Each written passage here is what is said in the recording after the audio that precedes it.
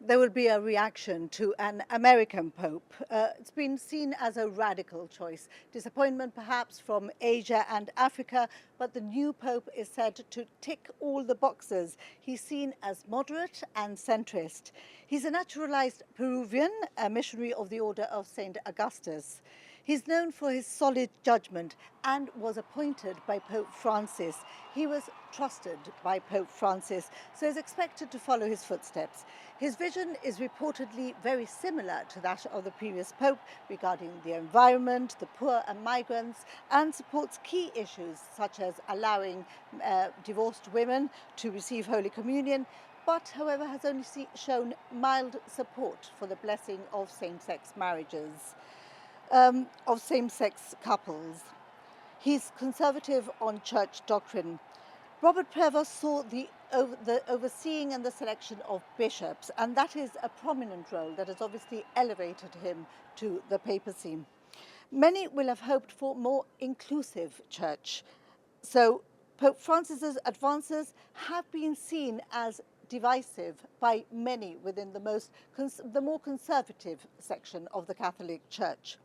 His first message today has been one of peace and the choice of the name, and that's very important, Leo. So we hope that he takes after Leo XIII, who advocated social justice and workers' rights, but with a very strong leadership and a wish for progress.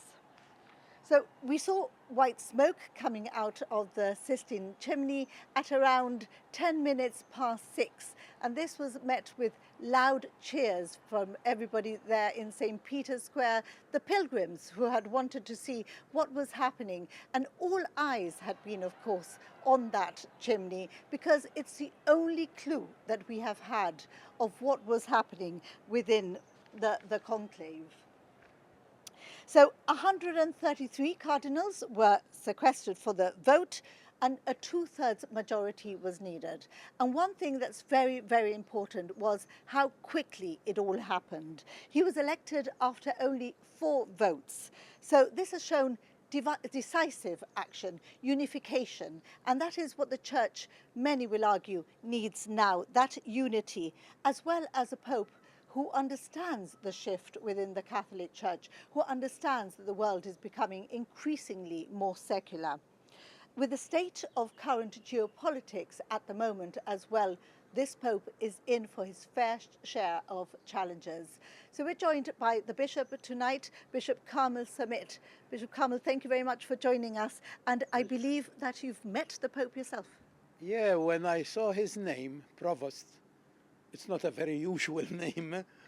And I said, I hope it's the provost I know, because last year I went to Rome, and since I was going to be in Rome for a week, I made up my mind to go and see this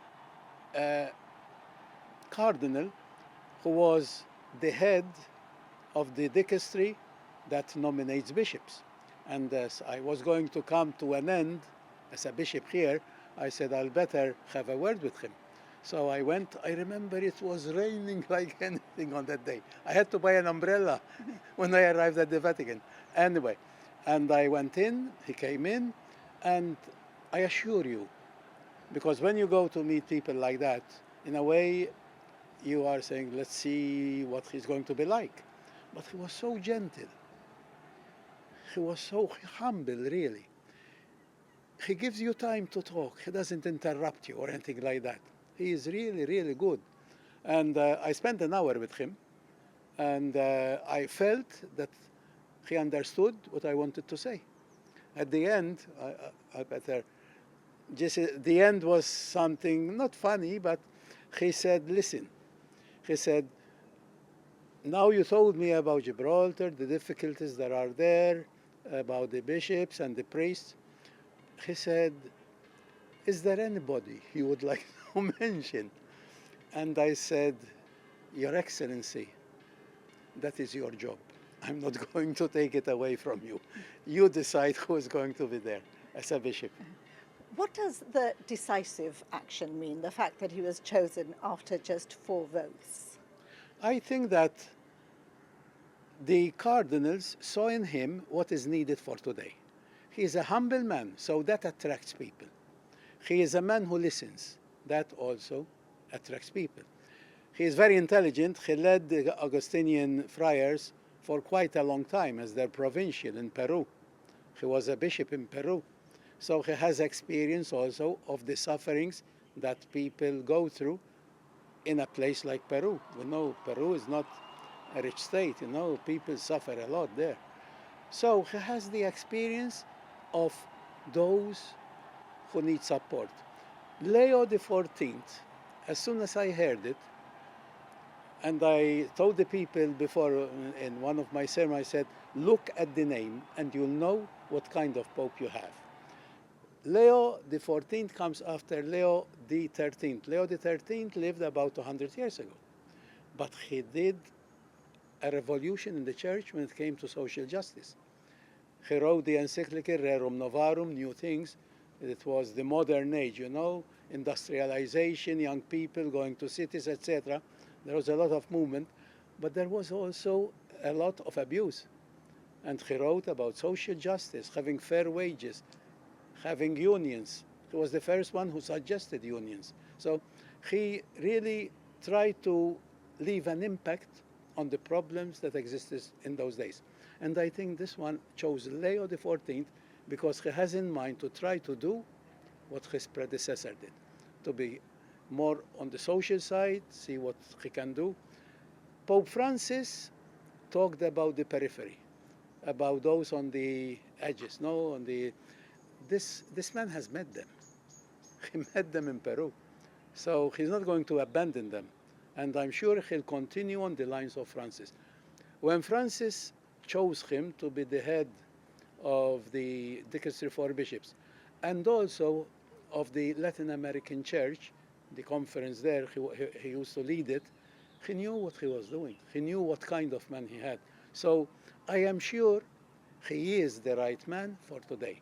All the names we had before in papers, all those disappeared.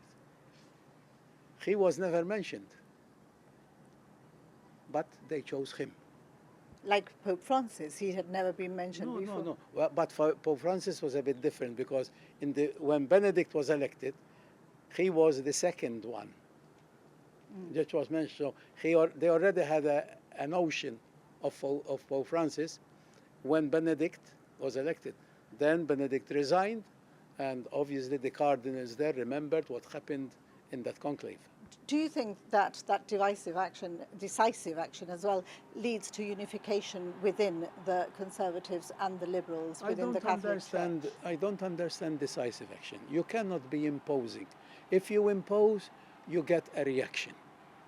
I think what you have to do is try to understand, be humble, and try to build bridges. He mentioned building bridges, which is something Pope Francis mentioned a lot. We don't build walls. Where we see walls, we have to, in a way, pull them down and build a bridge. He will be able to do that because my experience of him, when I was with him, he will gain you over by his humility, by his gentleness. He's so real gentle. You don't get an impression that this man is in power. You don't get that. I met cardinals before in other dicasteries, and sometimes you have to watch what you say because they are so imposing, Yes. But this one is not like that. He's not that imposing thing, Thank you very much. And that's what a lot of people have wanted from a new pope, because it's not just about liberal and conservative. It's about that little bit much more that Pope Francis offered, that inclusivity, that empathy, and that love for other people.